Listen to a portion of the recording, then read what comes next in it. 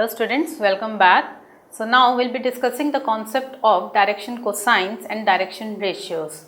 Again, I would like to repeat here that this is the basic fundamental concept of 3D geometry.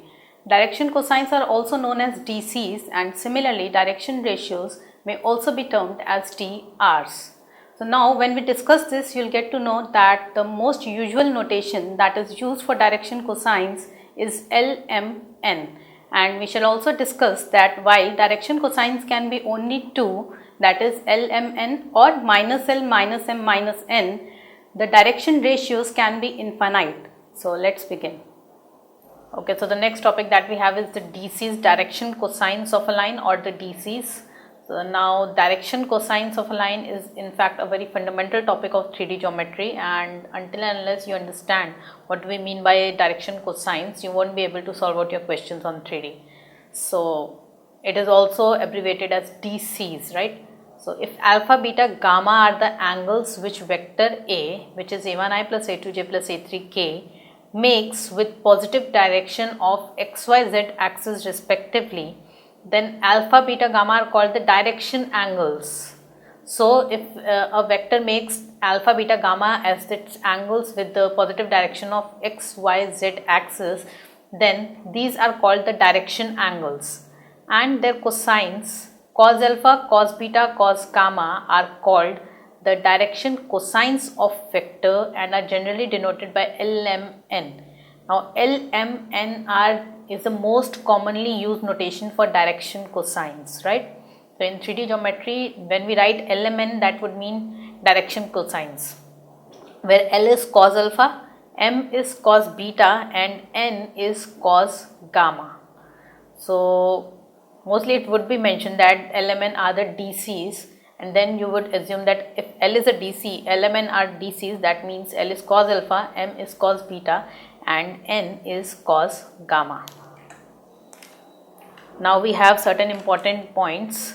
If a line makes alpha, beta, gamma with positive direction of x, y, z axis respectively, then direction cosines of line will be either cos alpha, cos beta, cos gamma, or they could be minus cos alpha, minus cos beta, minus cos gamma.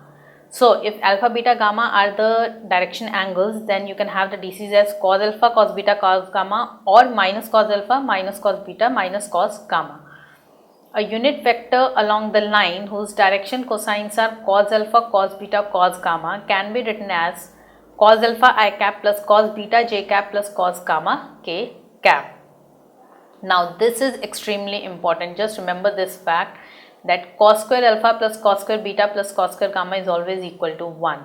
That means L square plus M square plus N square is equal to 1. This is an important fact which is often used in questions. Next we have is direction cosines of x-axis are 1, 0, 0 or minus 1, 0, 0. This follows from the fact that we had discussed earlier that if you have a point lying on x-axis, then y and z coordinates are 0. So similarly direction cosines of x-axis are either 1, 0, 0 or you can have it as minus 1, 0, 0. Direction cosines of y-axis are either 0, 1, 0 or 0, minus 1, 0. Direction cosines of z-axis are 0, 0, 1 or 0, 0, minus 1.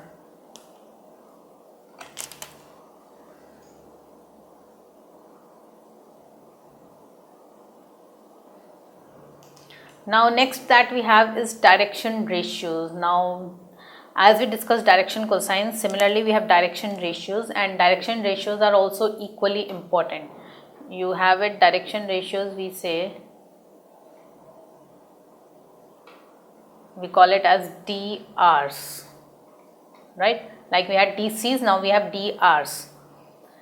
If A, B, C are three numbers proportional to direction cosines LMN of a straight line, then A, B, C are called the direction ratios.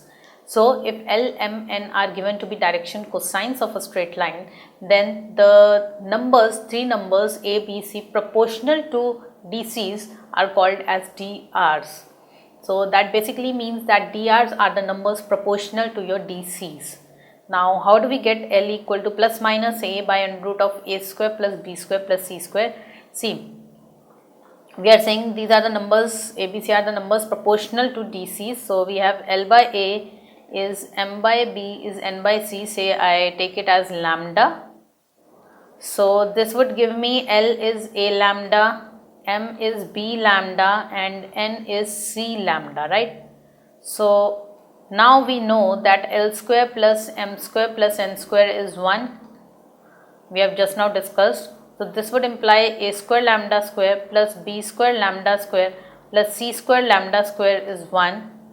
That would mean that A square plus B square plus C square into lambda square is 1, which means lambda is plus minus 1 by under root of A square plus B square plus C square.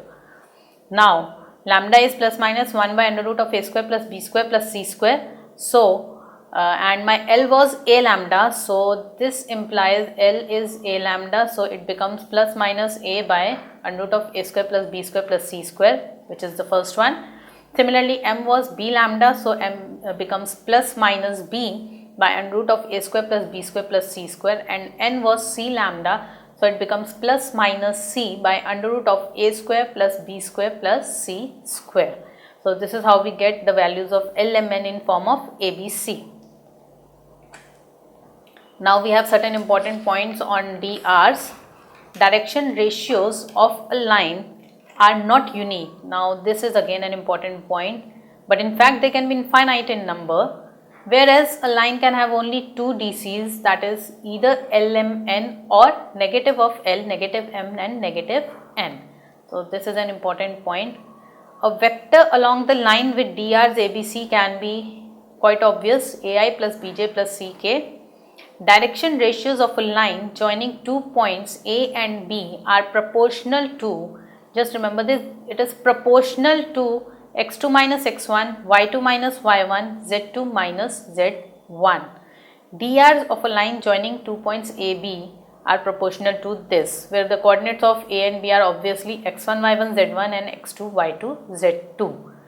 Now projection of a line segment joining two points P and Q, where the coordinates of P are x1, y1, z1 and coordinates of Q are x2, y2, z2 on a line with DCs LMN is given by AB equal to, okay, this is somewhat what we are talking about is, here I have 2 points P, that is x1, y1, z1, and then I have here a Q, point Q, whose coordinates are x2, y2, z2, and I am basically talking about its projection. This would be its projection. This is my A, this is my B. This is the projection of PQ. This is P and this is my Q, right?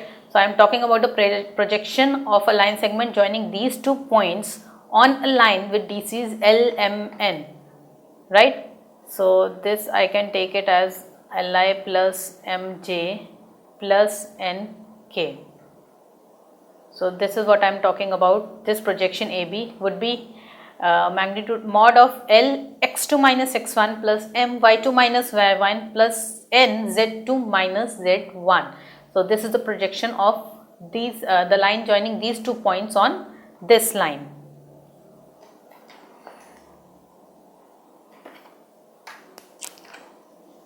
Okay, the next concept that we have is angle between two lines. So if direction ratios of two lines are A1, B1, C1 and A2, B2, C2, then acute angle between these two lines is given by cos theta is equal to mod of A1, A2 plus B1, B2 plus C1, C2 by under root of A1 square plus B1 square plus C1 square under root A2 square plus B2 square plus C2 square. Now again this formula is also important. See, in 3D geometry it's not a very vast topic, but yes, it involves certain number of formulae and they should be on your fingertips, because analyzing the figures is in itself a difficult task. So if you don't even remember the formula, you won't be able to do the questions. So just be a bit cautious. Cos theta is mod of A1, A2, that is the product of DRs we are taking, A1, A2 plus B1, B2 plus C1, C2 divided by under root of A1 square plus B1 square plus C1 square under root of a2 square plus b2 square plus c2 square. If direction cosines of lines are L1, M1, N1 and L2, M2, N2, then acute angle between them is given by cos theta is mod of L1, L2 plus M1, M2 plus N1, N2.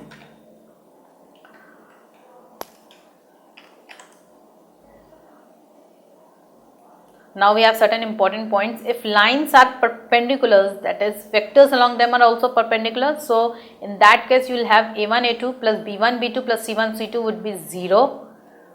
Or L1 L2 plus M1 M2 plus N1 N2 would be 0. Important point, it is often used in questions. And similarly, if you have the lines to be parallel, then in that case you will have a1 by a2 would be equal to b1 by b2 would be equal to c1 by c2, or L1 by L2 is equal to M1 by M2 is equal to N1 by N2. So just remember these points also. These points are useful because of the fact that they are used in questions. They do help you out in solving the applications of 3D geometry.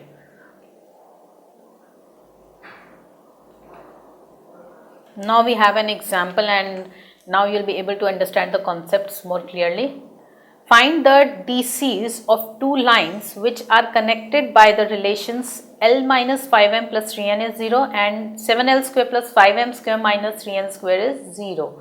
So you are required to find out the DCs of the two lines which are given by these, connected by these two relations. So what I do is, this is my relation 1 suppose, and this is my 2. So from 1 what I can get is 5l is 5m minus 3n. So putting the value of L from 1 in 2. So I just substitute the value of L from 1 in 2. So I have 5m minus 3n whole square plus 5m square minus 3n square is equal to 0.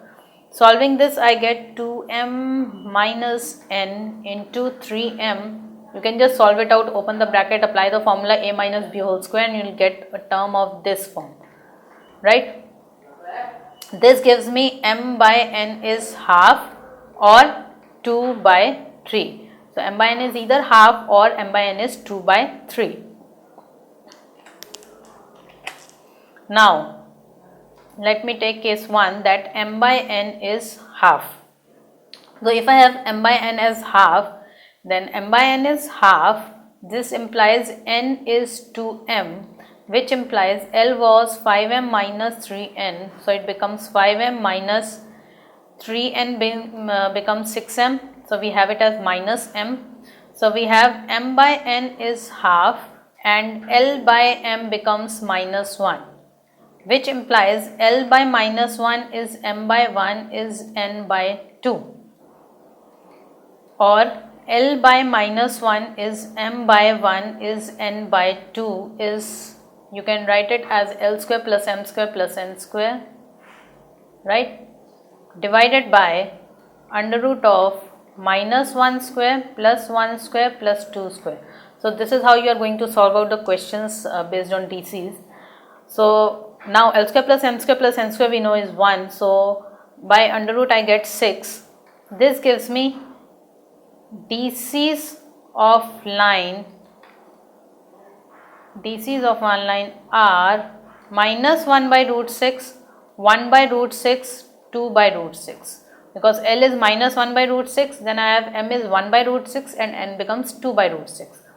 Now I take case 2 that when m by n is 2 by 3. So when m by n is 2 by 3, then L by m is half, giving L by 1 is m by 2 is n by 3. Now again solving it out in the same way, we have this would be 1 by under root 1 square plus 2 square plus 3 square, and this gives me 1 by root 14. So I get DCs of the other line are 1 by root 14, 2 by root 14 and 3 by root 14. My L is 1 by root 14, M becomes 2 by root 14 and N becomes 3 by root 14. So these were the required DCs. Second question says find the projection of the line segment joining the points -103 and 251 on the line whose DRs are 6, 2, 3. Okay, so we are required to find out the projection of the line segment joining these 2 points on the line whose DRs are 6, 2, 3. First of all, DCs LMN of the line are given by DCs of the line LMN are given by L by 6 would be M by 2 is N by 3. Again following the same method, L square plus M square plus N square by under root of 6 square plus 2 square plus 3 square, which gives me 1 by under root 49, which becomes 1 by 7, right? So this means L is 6 by 7, M is 2 by 7 and N is 3 by 7. Now the required projection, if you remember, we have just now discussed the formula. So the required projection is given by modulus of L x2 minus x1 plus M y2 minus y1 plus N z2 minus z1. Now you just need to substitute the values. L is 6 by 7, my x2 is 2 minus 1, then L x2 minus x1 plus M is 2 by 7, y2 minus y1 plus N is 3 by 7, z2 minus z1, right? So after this I am writing here, this gives me 6 by 7 into 3 plus 2 by 7 into 5 plus 3 by 7 into minus 2. So this gives me 6 by 7, that means 18 by 7 plus 10 by 7 plus minus 6 by 7, that gives me 28 minus 6 is 22 by 7, and this is the required projection. Now again the question was simple, you just need to remember the relation between DCs and DRs, and then the formula of projection was required here. So I hope you must have understood the concept of direction cosines and direction ratios. So just practice a very good number of questions on it. Now in the next part we will be discussing the concept of planes, in which you will get to know that the most general equation of plane is ax plus by plus cz plus d equal to 0, where a, b and c are not simultaneously 0. So stay tuned.